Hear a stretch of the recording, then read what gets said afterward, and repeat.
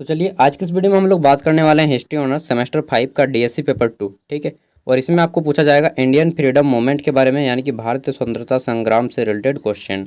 ठीक है। Indian freedom movement, भारतीय स्वतंत्रता संग्राम, इसमें टोटल जो है आपके 80 मार्क्स का एग्जाम है और समय 3 घंटा दिया जाता है।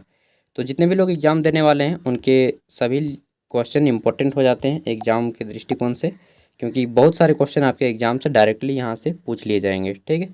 तो देखिए यहाँ पे बोला गया है कि किन्हीं 4 प्रश्नों के उत्तर दें, जिसमें से क्वेश्चन नंबर 1 आपका कंपलसरी है और क्वेश्चन नंबर 1 में 10 ऑब्जेक्टिव क्वेश्चन है, उसके बाद सभी क्वेश्चन सब्जेक्टिव हैं।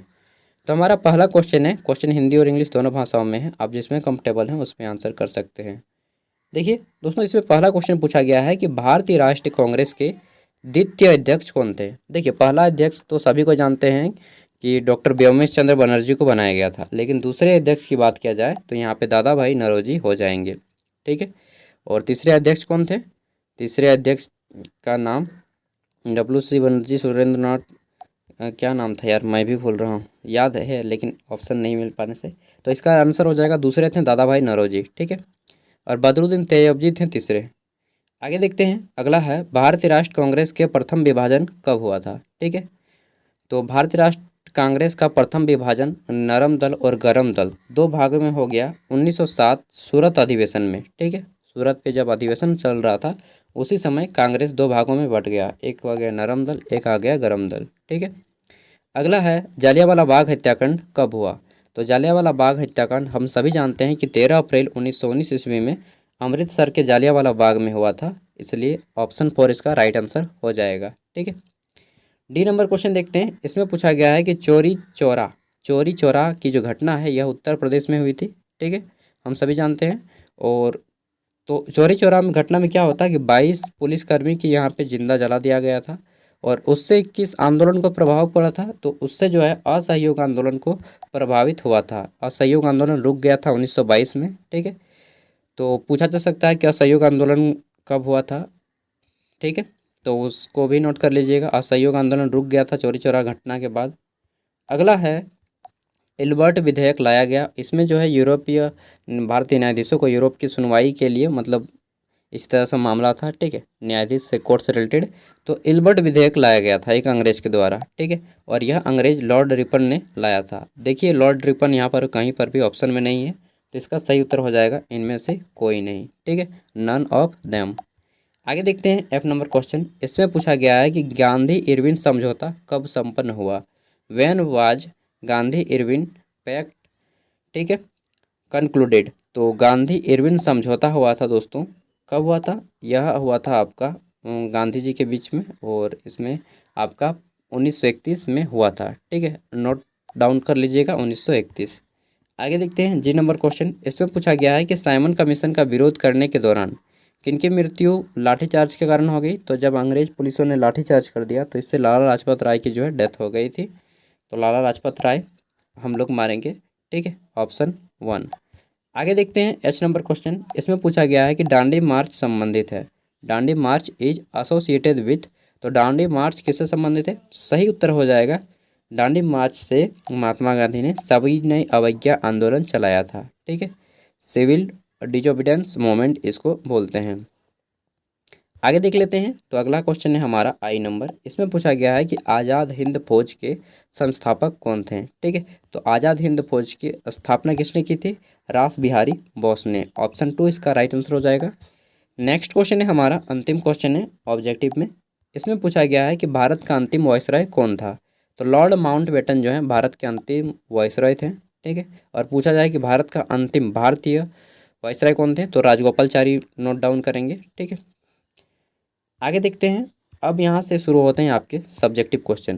पहले आपके 5 मार्क्स के 2 क्वेश्चन हैं, एंड 5 मार्क्स के क्वेश्चन का आंसर आपको 100 शब्दों में करना है। इसमें पहला है आर्य समाज, इसके ऊपर आप छोटा सा नोट लिखिए। ठीक है। अगला है ए ओ ह्यूम, इसके ऊपर आप छोटा सा नोट लिखिए, जिन्होंने कांग्रेस की स्थापना की थी और ये एक रिटायर्ड सिविल सेवक ऑफिसर थे। तीसरा है रोलर टेक्ट, हम सभी जानते हैं एक काला कानून था रोलर टेक्ट। ठीक है। अगला है चौरी चौरा घटना, तो सभी इजी जी है। फिर सुभाष चंद्र बोस, एकदम मस्त टॉपिक है, आप किसी पर भी 2 पे लिख सकते हैं। अब यहाँ से शुरू होते हैं सभी आपके 20 मार्क्स वाले क्वेश्चन, एंड 20 मार्क्स वाले आपको किन्हीं तीन ही प्रश्नों को सॉल्व करना है, और इसका आंसर आपको 500 शब्दों में करना है। कितने? 500 शब्दों में, ठीक है।